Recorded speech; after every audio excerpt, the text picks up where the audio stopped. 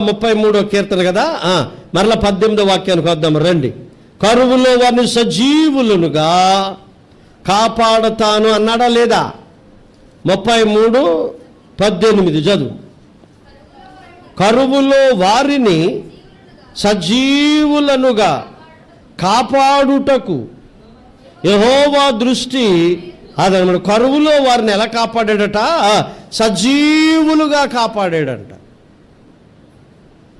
Israel దేశంలో కరువు వచ్చింది, కానీ దేవుడు ఇజ్రాయెల్ ప్రజల్ని చెప్పండి సజీవులుగా కాపాడాడు. దేవుడు కాపాడకపోతే నువ్వేం చేయగలవమ్మా? ఉదయం మంచం వేసి లేవగలవా అని? సజీవులనుగా వారిని నేనేం చేస్తాను? కాపాడుతాను.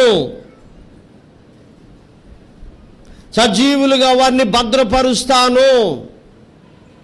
నీ కరువు వచ్చినా నేను నిన్ను కాపాడుతాను అన్నాడు. అయినా ఈ ఎలీమెలెకు లేకపోతే నయోమి కుటుంబం కరువు వచ్చిందని ఎక్కడికి వెళ్ళిపోయారు? వాళ్ళు మోయాబు దేశానికి వెళ్ళిపోయారు. ఏదో చిన్న శ్రమ వచ్చిందని దేవుణ్ణి వదిలిపెట్టేశారు. ఏదో చిన్న కష్టం వచ్చిందని దేవుణ్ణి వదిలేశారు. ఎప్పుడైతే వీళ్ళు మోయాబు దేశానికి వెళ్ళారో కరువు వచ్చిందని, కరువు వస్తే మరో మాట చెప్పాడు బైబిల్లో. 37:19 కీర్తన చూడండి, ఏం రాశాడో చదువుదాం రండి. ఆపత్కాలమందు వారు సిగ్గునందరు, కరువు దినములలో వారు తృప్తి అదన్నమాట. ఇప్పుడు బెత్లెహేములో ఉన్న వాళ్ళందరికీ కరువు వచ్చింది కదా, వీళ్ళకి ఎక్కడికే కదా కరువు వచ్చింది, వీళ్ళు ఒక్కళ్ళకే కాదు కదా, అందరూ బెత్లెహేములోనే ఉన్నారు. ఈ కుటుంబమే మోయాబు దేశానికి వెళ్ళిపోయారు. బెత్లెహేములో ఉన్న వాళ్ళందరికీ కరువు వచ్చింది, బెత్లెహేములో ఉన్న వాళ్ళందరికీ ఉప్పెన వచ్చింది, బెత్లెహేములో ఉన్న వాళ్ళకి అందరికీ బాధలు వచ్చినాయి. కానీ అందరూ బాగానే ఉన్నారు. ఈ నయోమి కుటుంబం మాత్రం చెప్పండి మోయాబు దేశానికి వెళ్ళిపోయారు. కానీ దేవుడు ఏమన్నాడో చూడు, 37:19లో 37 ఎంత 19 చూడు, మళ్ళీ ఏమనుందో. ఆపత్కాలమందు వారు సిగ్గునందరు, కరువు దినములలో వారు తృప్తి నొందుదురు. కరువు దినాల్లో దేవుడు ఏం చేస్తాడట? మనకు తృప్తినిస్తాడు. కరువే, ప్రపంచమంతా కరువు ఉండొచ్చు,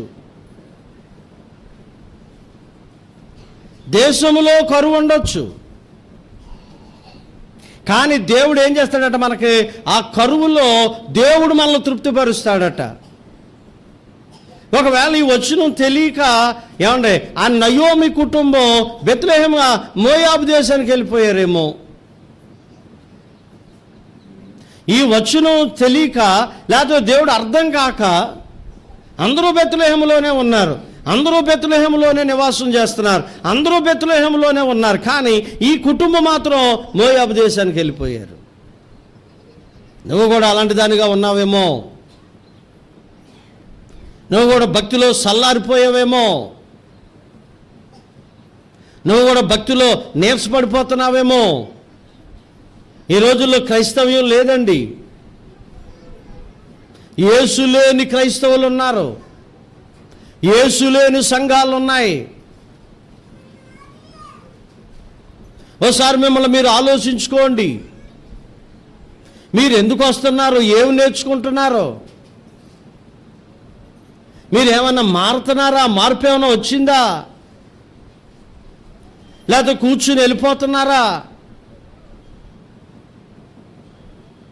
మీ ప్రవర్తనలో ఏమైనా మార్పు వచ్చిందా? మీ క్రియల్లో ఏమైనా మార్పు వచ్చిందా? పని వస్తుందా? పని ఏమైనా రాగలుగుతూ? కరువులో నేను వారిని సజీవులుగా కాపాడుతాను. అంతేకాకుండా ఇంకో మాట ఏమన్నాడంటే, కరువులలో చెప్పండి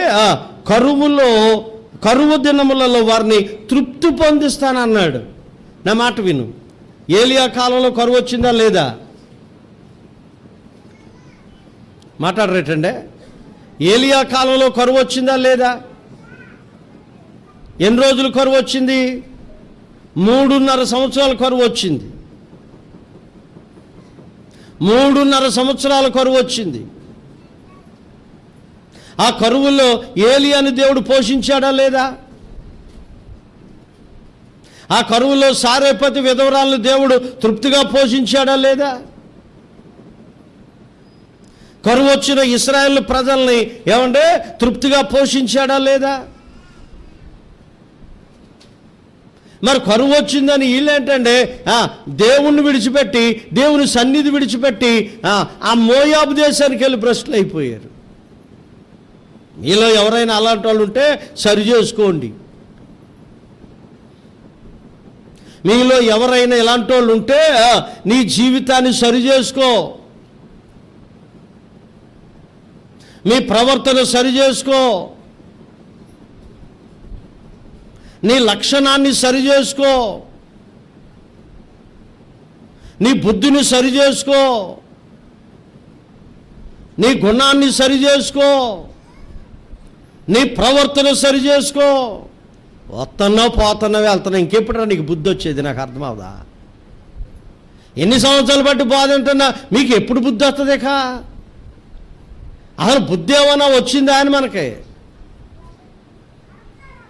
జ్ఞానం ఏమైనా వచ్చిందా అని మనకి, ప్రవర్తనలో ఏమైనా మార్పు వచ్చిందా మనకి? నీ ప్రవర్తనలో ఏమైనా మార్పు వచ్చిందా అని